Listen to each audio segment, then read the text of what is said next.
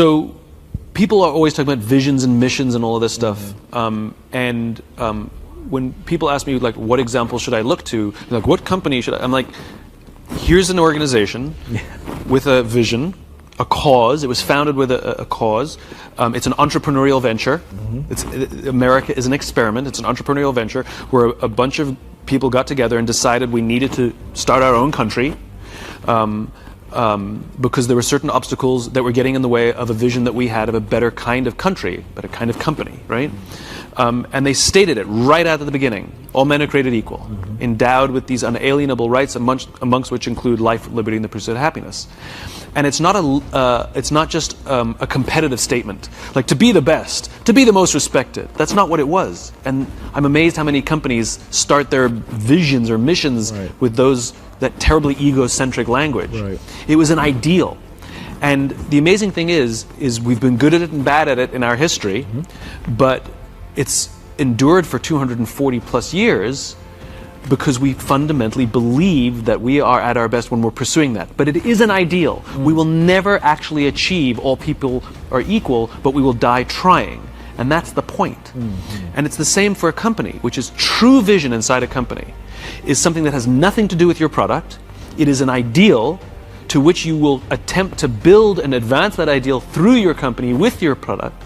You'll never achieve the ideal, but you'll die trying. And this is what gives our work meaning. This is what gives our lives purpose, right? The difference between vision and a goal is the finish line.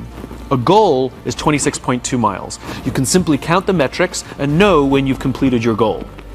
A vision is having a crystal clear sense of what the finish line looks like, but no idea of how far away it is. Wow. And the reality is you will spend your entire life never actually crossing the finish line, but the joy that every marathon you complete, you feel like you're getting closer. Every milestone that you accomplish makes you feel like you're getting closer and closer to the ideal, and this is what gives our life and our work meaning. How are you learning to better manage and motivate teams? I'm learning to manage teams by allowing the teams to do more themselves. There's a brilliant leader by the name of David Marquet who wrote a book called Turn the Ship Around. And he had an experience as a submarine captain on the U.S.S. Santa Fe where he realized that as much as he knew about submarining, he'd been a submariner his whole career, that put on this new submarine, he learned the hard way that he actually didn't know how the submarine worked. He made an order that nobody knew how to do it because that didn't exist on that sub. And so he realized he had no choice but to trust his people. And he went through this transformation as a leader of telling everybody what to do to allowing people to tell him what should be done. And I've learned a lot from him, and I highly recommend his book. I've really learned that, which is, at the top of the organization, as David says, the people have all the authority, the leaders have all the authority, but at the bottom they have all the context, right? And so you can't just push all the context up, you have to push the authority down. And so the responsibility of leadership is to train people, make sure that they have the skill set, help build their confidence that they have the confidence to do what needs to be done. Yeah. They have to have competence and confidence. Right. And that's your job. That's the only job of the leader. It's like a parent. Make sure they have competence and confidence. Make sure your kids get schooling and make sure that they believe in themselves. And then leave them, And so I've done the same thing. Instead of sort of showing people how I would do it, I want them to learn how it's done, and feel good about themselves, and then just however they do it is how they do it. Yeah. And the result is remarkable. People feel better about coming to work. They feel like they have something to contribute. They feel more valuable, as opposed to just being told this is how I would do it, or I'm going to do it this way, or do it my way. Completely changing my understanding of my job as more like a parent than a manager. Success is an elusive thing, right? What is it? And I think it's very interesting that if most people can't define success, well, it means you made X amount of dollars. But if you make X amount of dollars but you spend more, are you successful? Or, well, it means you come home happy every day. Okay, how do you know when you're happy, So I think success is a funny thing, which is we all seem to pursue it, but we don't know how to measure it or actually how to define it.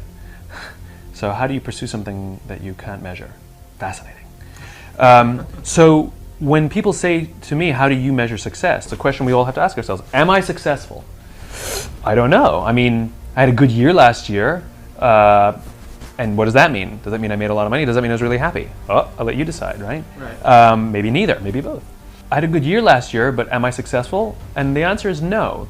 I don't feel I am, because I'm trying to build a world that doesn't exist yet. I'm trying to build a world in which 90% of people go home at the end of the day feeling fulfilled by the work that they do. So I definitely took a big step forward towards that goal, but I'm still so far away. So somebody said to me, then how do you know if you're successful? And the answer is, if it can go by itself. And so what is more interesting to me as a measurement of success is not the markers per se. It's not the financial goal or the size of the house that you want to buy. Those are nice things, go for it. But those are not measurements of success. Those are just nice things to collect along the way. For me, it's momentum. I want to measure momentum, which is, when something is moving and you start to see it lose momentum, you're like, uh-oh, give it a push, because if you don't give it a push, it's going to stop. And an object in stasis is much harder to get going. It requires a lot more energy to get something started than it does to keep it going, right? And so if you don't let it stop and you can keep it going, it's this, it still might slow down there, but you can get it going again much easier. And for me, the opportunity is to get the ball rolling faster and faster and faster and faster and faster and bigger and bigger and bigger. It's like a snowball. And my responsibility is, because it's not rolling downhill yet, it's not on automatic yet, I need to still keep it going to find that critical mass where it can go, and at the point it can go by itself without me, then I will find something else to do. And that may not happen in my lifetime. I think we must all stop measuring promotions, salaries, and these things, but rather measure the momentum of your career. Does my career have momentum? Can I see it moving in the right direction? Can I see it gathering moss? Can I see that it's becoming easier for me to keep the momentum? It's becoming easier for me to grow the size of this thing. It's requiring less effort. That's the thing we need to measure. Yeah. That's the thing that we need to be cognizant of, which is the momentum of our careers, not just the markers that we think define our success. I'm not anybody's mom or dad. I'm not going to do it for you. And I have a very laissez-faire approach of it. I once had a client, this is a bunch of years ago, that said, "What guarantee do I have that your stuff will work?" To which my answer was, none. I'm giving you a tool. It's like a hammer. You can use it broadly or narrowly. You can build a table, you can build a house. It's the same tool. You can use it for marketing, you can use it to completely revitalize your entire culture. And even though I'm going to sell you the most beautiful hammer, I'm not going to guarantee the structural integrity of the house, right? It's your business. You want to ignore all my stuff? Ignore it. I don't care. And if your business collapses, you know what happens to me? Nothing. I don't mean to be cold about it. Of course I want the people I work with to do well, but it's not mine. It's theirs. And I take no emotional responsibility for the decisions they make. So yes, there are many people that I've had the pleasure of working with, some who work for dysfunctional organizations, that went on the hard journey of completely changing the way they lead and completely revitalizing their culture, and it has great success. It's not because of me, it's because of them, right? At the same time, there are many people who came in like, "What an amazing speech," and did nothing. "Thanks, that was great," And of course it's going to fail, So I think that we have too much, especially in the consulting world or the design world, everybody's so paternalistic about it. And designers are famous for this, right? They get so personally offended when the client chooses the wrong thing.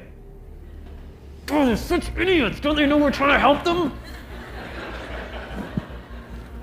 Or who cares? It's their freaking business, right? That's what you find. I've had that. Instead of arguing with somebody for them to make the right choice, because we genuinely want to help them, what I have found is if you push the accountability because when we argue, we're taking accountability. This is better. This will help you. We're taking responsibility, accountability. But if we say, "Look, we've been doing this a bunch of years. We know more about design than you do. I'm telling you, for every reason that I can outline for you, why this will help you more. But if you don't want to do it, that's fine. It's your business. Do what you want." The minute you switch the accountability and put it all on them, amazingly, they're much more open to your opinion.